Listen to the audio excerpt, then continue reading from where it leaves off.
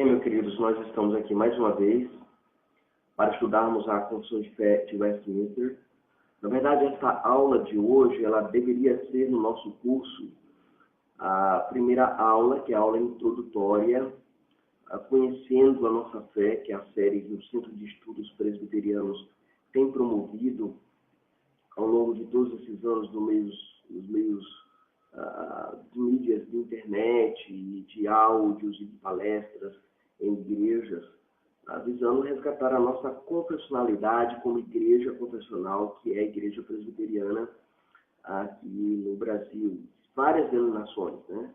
A IPB, que é a igreja onde eu sou ministro da palavra, a Igreja Presbiteriana Fundamentalista do Brasil, onde eu fui professor de línguas originais, e também as igrejas presbiterianas como a Independente, onde eu participei de uma série de palestras na Igreja Presbiteriana Independente, lá de Camaragibe, região metropolitana do Recife, Pernambuco, uma palestra, uma série de conferências que foi feita sobre a identidade confessional, e sucessivamente algumas igrejas presbiterianas que têm crescido e amadurecido e voltado os seus olhos para a confessionalidade da igreja. Isso, para mim, é de suma importância, porque nós precisamos resgatar esse conceito de volta para ter uma identidade sólida, verdadeira, ordeira e bíblica.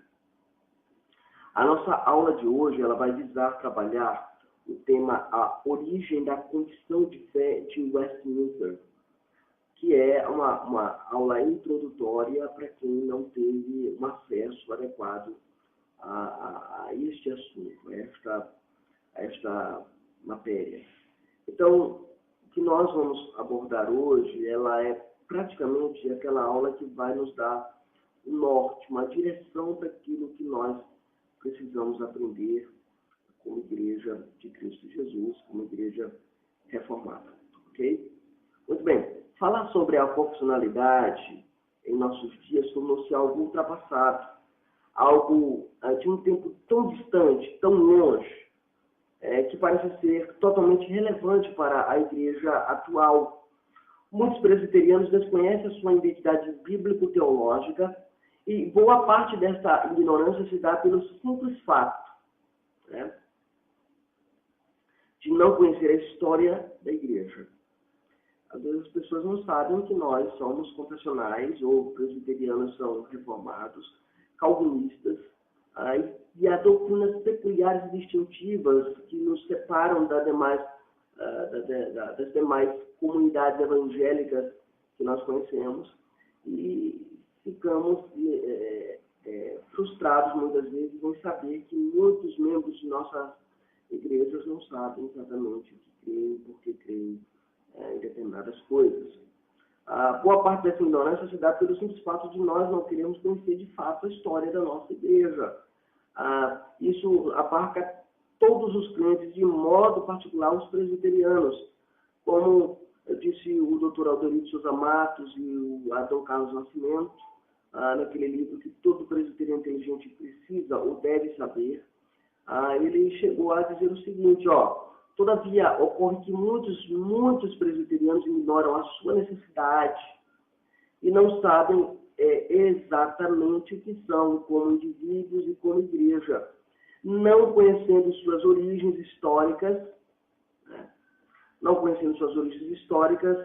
teológicas, denominacionais, e muitas vezes, quando questionados por outras pessoas quanto às suas convicções e práticas, eles sentem-se frustrados com a sua incapacidade de expor de modo coerente e convincente as suas posições.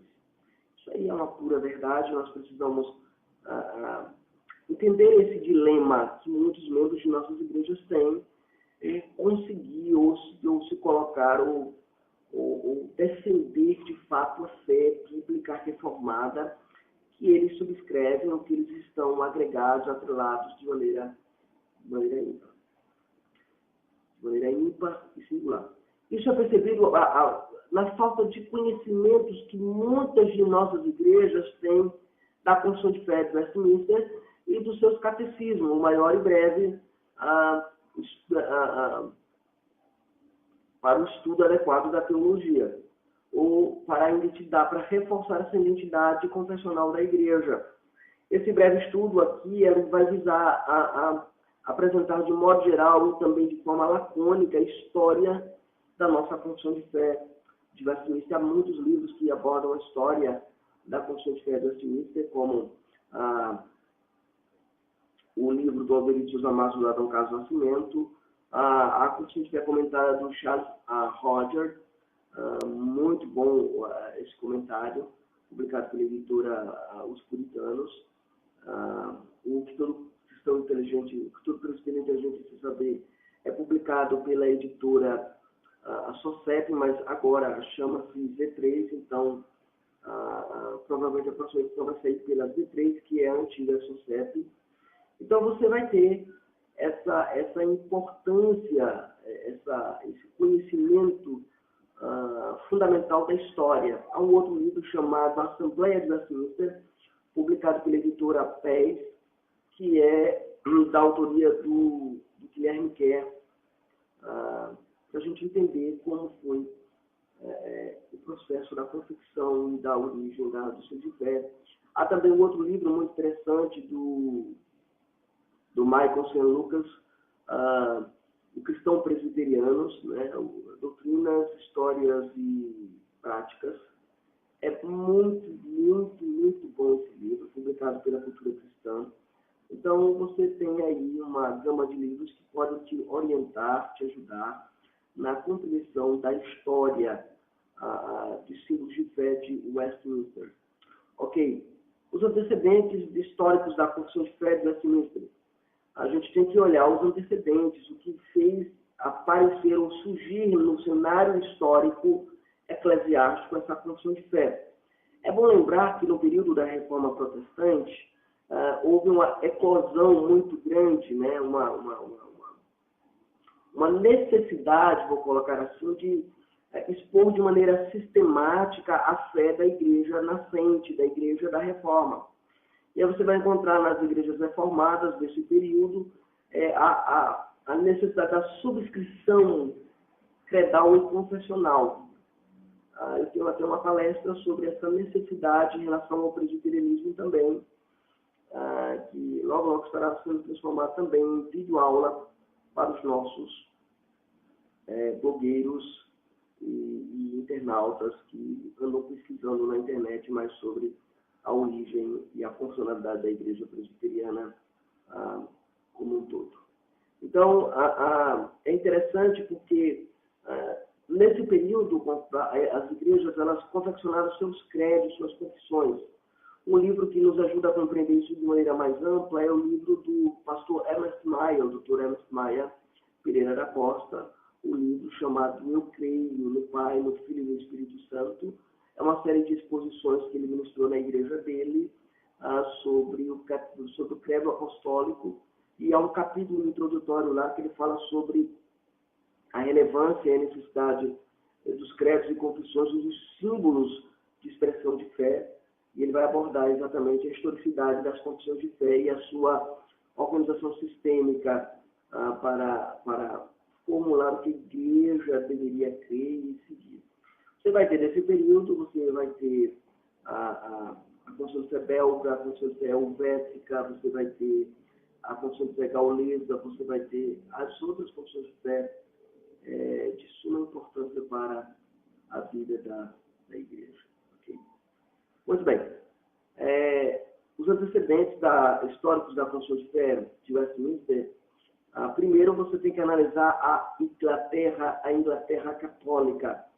A Inglaterra havia sido católica até o ano de 1534, mas o rei Henrique VIII rompeu com a tradição católica e assim criou a Igreja Nacional da Inglaterra, conhecida como Igreja Anglicana.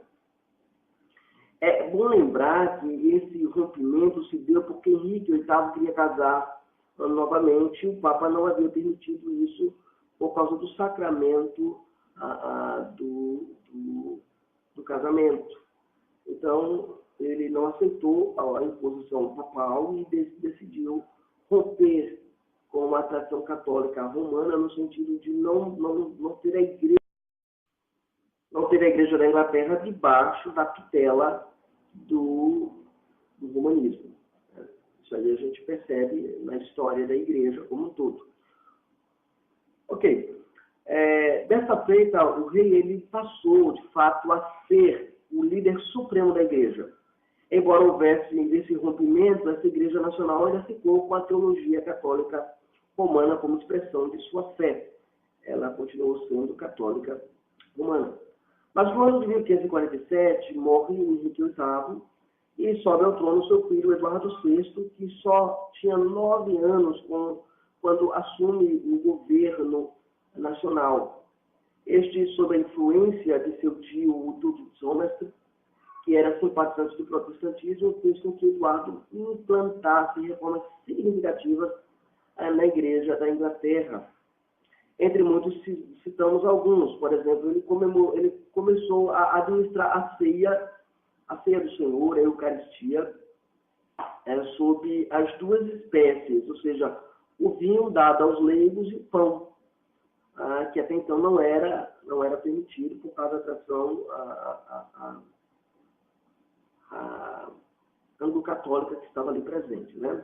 Permitiu-se o matrimônio do clero e foram retiradas as imagens das igrejas. O avanço da teologia da reforma protestante, a Inglaterra foi a elaboração, né, nesse avanço da reforma protestante na Inglaterra,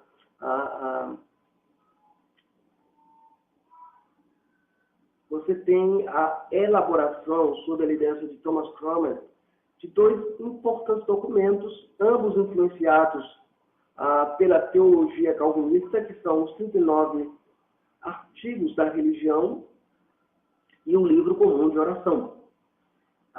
Várias outras reformas foram realizadas, tendo-se a impressão de que a fé protestante, de fato, iria triunfar na Inglaterra, que outrora fora católica. Mas a morte prematura do jovem rei em 1553 interrompeu, de fato, bruscamente este processo, o processo de reforma na Igreja inglesa. Após a morte de Eduardo VI, sobe ao poder a sua meia-irmã chamada Maria Tudor, conhecida historicamente como Maria Sanguinária. Ela era católica romana de devoção e convicção, e aí desejou levar a Igreja da Inglaterra de volta para a Igreja Católica Romana, para o romanismo. E muitos líderes religiosos foram mortos, incluindo o próprio Cromwell, o Thomas Cromwell, ele também na fogueira por ser de fato um seguidor da teologia protestante, e aí ele morre, é um dos mártires ali na Inglaterra.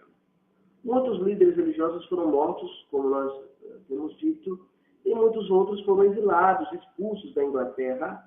Uma boa parte destes foram para Genebra, na Suíça, onde o reformador Calvino tinha uma grande influência e ensinava a palavra de Deus, como John Knox, que sai da Escócia, na verdade, vai até a cidade de Genebra e estuda aos pés de Calvino.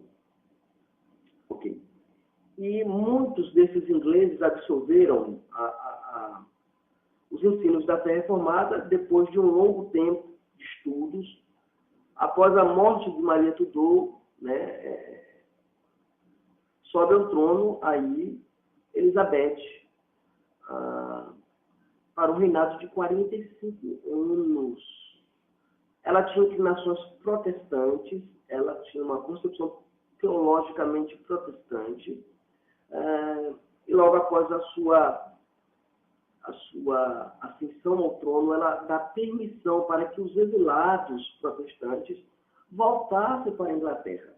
Só que esses exilados protestantes, eles voltam da Inglaterra agora com uma concepção mais amadurecida da teologia reformada, da teologia da reforma, de maneira muito, muito interessante. Ok, e aí você vai ter os puritanos, que são os pais da Confissão de Fé de Westminster. Nesse processo todo, surge exatamente esse movimento apegado à teologia calvinista. E é um movimento de teologia experimental, mas é um movimento de teologia confessional estritamente reformado, e é um movimento que quer uma mudança radical na sociedade, então, e na igreja inglesa. Daí eles queriam, de fato, uma igreja pura, um estado puro e um culto puro. Daí eles foram pejorativamente chamados de puritanos. Como alguns dos nossos irmãos da nossa atualidade são chamados de neopuritanos, porque querem resgatar essa teologia que está debaixo do mofo teológico das nossas igrejas, ou no esquecimento teológico de muitas de nossas igrejas, que é, de fato, a teologia esposada e expressada e sistematizada nos símbolos de fé de Westminster.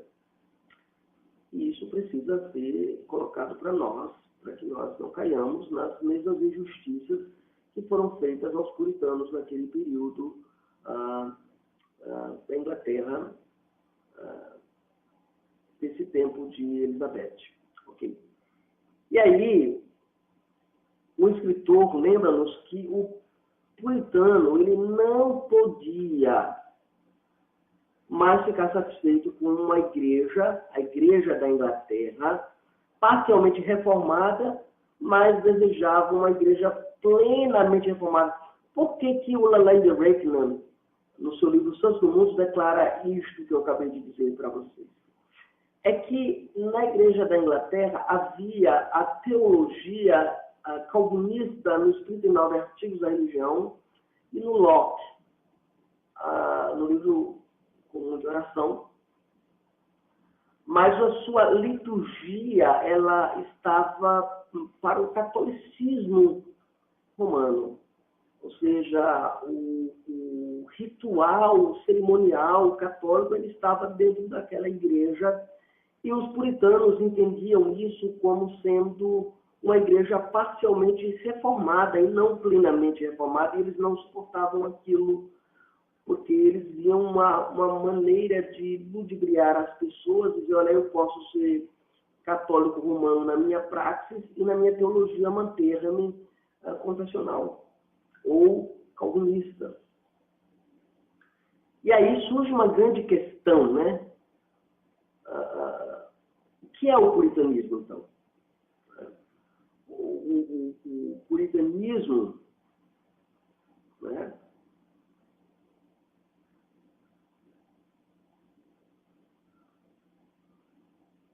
Aliás, a declaração anterior que eu citei, irmãos, ela é a citação do David McLeod-Jones, né, no seu livro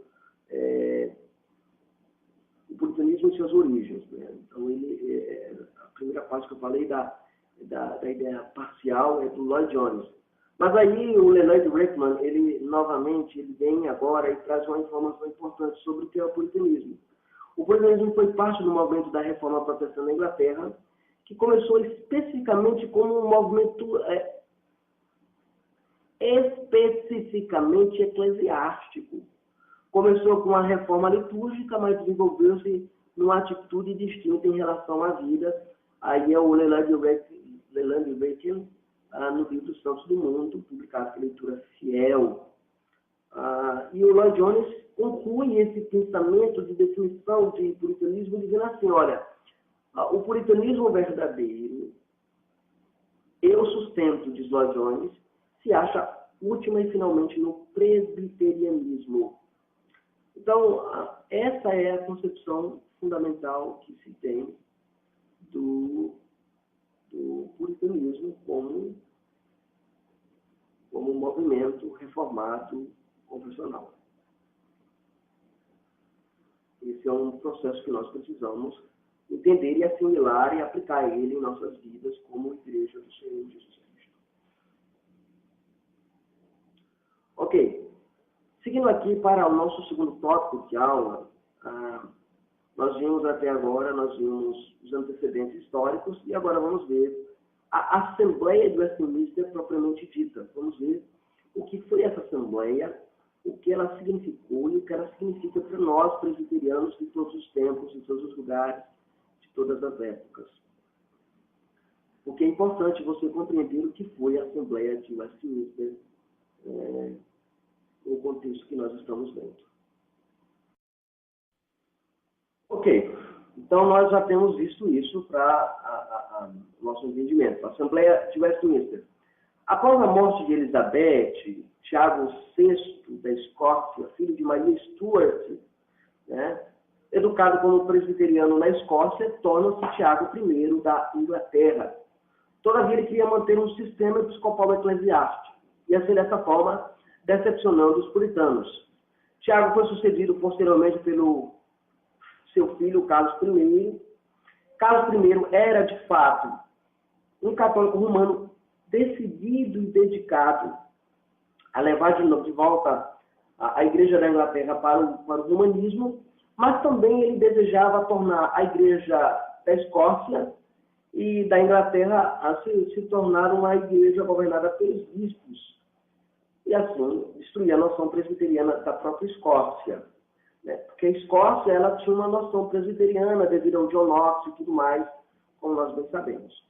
Carlos I, ele se tornou o alvo dos escoceses que se uniram com os ingleses para derrotarem, derrubarem o rei do trono, destronarem o rei, porque entendiam que era uma rebelião contra a religião de Deus, tentar trazer de volta o sistema episcopal, clericalista e até a teologia romana de volta para o cenário da Igreja Nacional da Inglaterra, na época. O parlamento inglês decidiu convocar uma assembleia para tratar das questões pertinentes ao culto e à teologia e o governo da Igreja da Inglaterra. Foram convocados naquela ocasião 121 teólogos.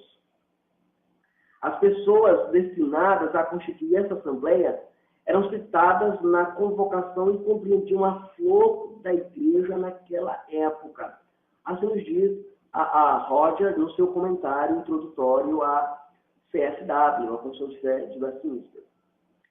É bom lembrar, irmãos, que inicialmente a Assembleia recebeu a incumbência de revisar os 39 artigos da Igreja da Inglaterra. Não era para elaborar um símbolo de fé, mas revisar o símbolo de fé da Igreja Nacional, para saber se havia alguma noção arminiana ou católica romana e expurgar isso no meio dela, né?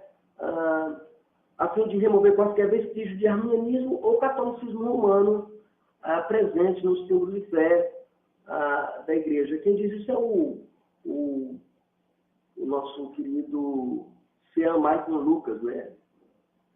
No seu livro O Cristão Presbiteriano, né? Convicções, Práticas e Histórias, é um livro interessante publicado pela nossa editora. Também é bom lembrar que, inicialmente, essa Assembleia ela tem essa finalidade para trazer uma maturidade eclesiástica confessional à Igreja da Inglaterra naquele tempo. Isso é importante para nós compreendermos. Muito bem. Seguindo aqui, a Assembleia ela iniciou seus trabalhos na majestosa abadia com esse mesmo nome lá em Londres, no dia 1º de julho de 1643, e continuou essa atividade durante 5 anos e meio.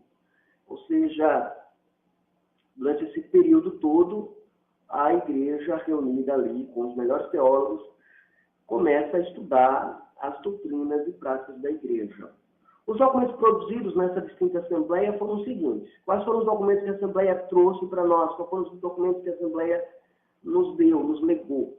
Primeiro, a Constituição de Fé de Westminster, que é, de fato, o objeto dos nossos estudos e reflexões aqui no nosso Centro de Estudos Presbiterianos, nessa série Conhecendo a Nossa Fé.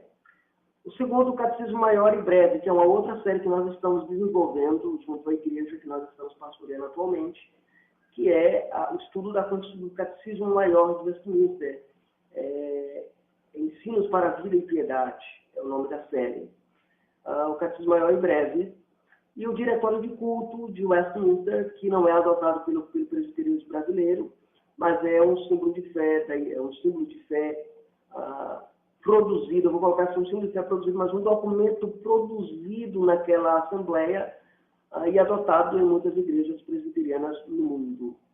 A forma de governo eclesiástico e a ordenação que seria mais ou menos a nossa Constituição, como é a nossa Constituição eclesiástica. Claro, a comparação ela é ínfima em relação ao documento que foi produzido na Assembleia de Westminster. E também você vai ter o saltério, que é o cântico de salmos para a liturgia, que é um saltério que foi produzido pela Assembleia de Westminster para que a igreja pudesse cantar os salmos. Também não é adotado pela nossa Igreja Presbiteriana do Brasil, embora exista dentro da Igreja Presbiteriana do Brasil alguns irmãos que são da salmodia exclusiva, seguem a salmodia exclusiva conforme preceitua a Confissão de Fé de Westminster, capítulo 21, seção 5. E que existe uma comissão brasileira de salmodia que está produzindo um salmo para ser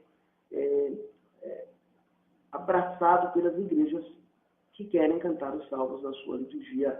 Não é uma comissão da Igreja Presbiteriana do Brasil, mas uma comissão interconfessional. Né? Importante deixar isso bem ressaltado. Os irmãos logo estará aí no mercado um saltério produzido por essa comissão de salmodia exclusiva, ok? Muito bem. E terceiro, nosso terceiro ponto.